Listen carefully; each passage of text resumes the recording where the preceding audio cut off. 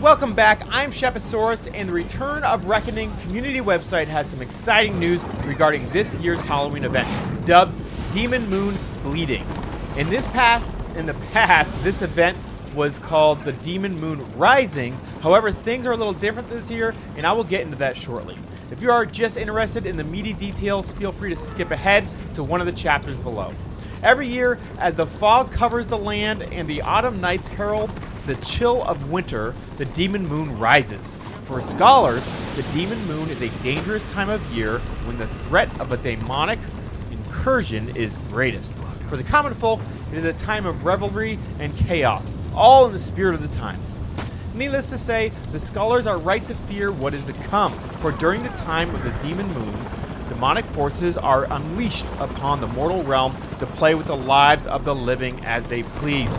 This year, scholars have noted a disturbing blood-red hue on the Demon Moon, an ill omen of Khorne's power. Khorne has used brute force to shove his way to the forefront of the Chaos forces.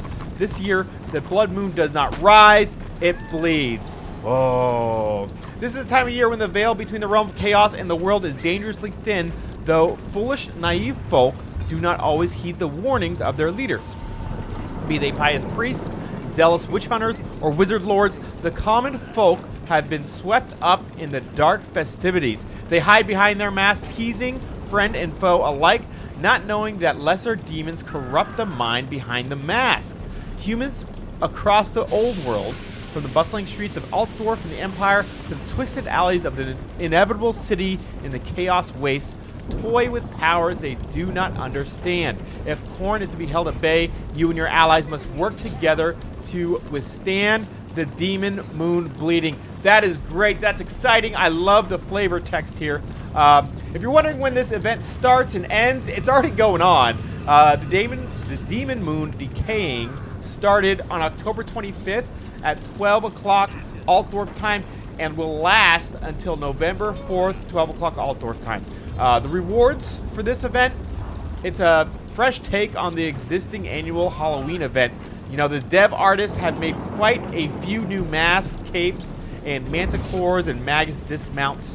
Additionally, a new map icon and zone map for Bastion Stair were spruced up to match this Khorne theme event. Excuse me. The basic reward is a choice of 4 skull trophies. You choose from either bleached, ivory, dark, or crimson skulls.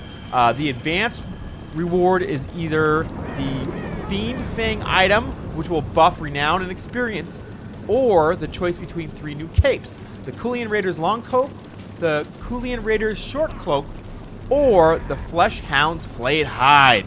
And finally, the elite reward is a Manticore binding collar, which can be traded in for a mount or magus disc of your choice. Finally, there are 11 Demon Moon masks for you to collect, which during the event provide you with a unique buff depending on the mask you put on. After the event, they decay into a permanent version without the buffs, and there's a special Heart of Rage item, which you will have to discover and find out its effects for yourself. Let the rage consume you. Some good news is that the Demon Moon mask, you could be any level and still collect these masks. However, you know, the basic, advanced, and elite rewards for the events do take place in the Chaos Waste, which is level 38 to 40. So if you're not max level, you might miss out on these rewards. But don't fret, there's still other rewards that you can get. Now, you may be wondering where you can find each of these cool items or rewards. The Demon Moon masks, they can be collected in a variety of ways. 3 can be found via normal questing, 2 found by participating in public quests, and 2 can be found from random box rolls. Finally, 4 can be found as player drops in PvP, scenario, realm vs. realm, all that fun stuff. And it's great. You don't have to be level, you don't have to be max level. You can just go and do one of these items or one of these quests, one of these scenarios, and get these mass drops. In order to unlock the tiered basic, advanced, and elite rewards, you must participate in either the open realm vs. realm public quest, Gorslake the Bloodthirster. This pits you against none other than Gorslake himself, while also fending off the opposing realm, or the Demonic Gifts of Khorne public quest. A very hard public quest for those who just want some player versus environment action, pitting players against Khorne's demonic forces. The mysterious Heart of Rage also drops from this demonic Gifts of Khorne public quest. Unfortunately, as I said before, these public quests are found in the Chaos Waste, and you will need to be high enough level, you know, at least rank 36. Otherwise, it's not going to work out for you.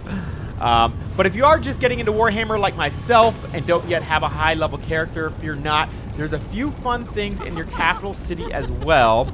If you are part of the Order, head over to Altdorf Slums to check out the suspicious masked peddler who has set up shop there. Or if you're part of the Forces of Destruction, head over to the secluded room near the apex of the Inevitable City to find this vendor. Beware, once the event ends, he too will leave. And finally, there are a total of 28 new dies available during this event from a special die seller in your capital city. That's about it. That's all the information I have. Unfortunately, I'm also missing out on a lot of the event rewards as I'm just starting this game back up.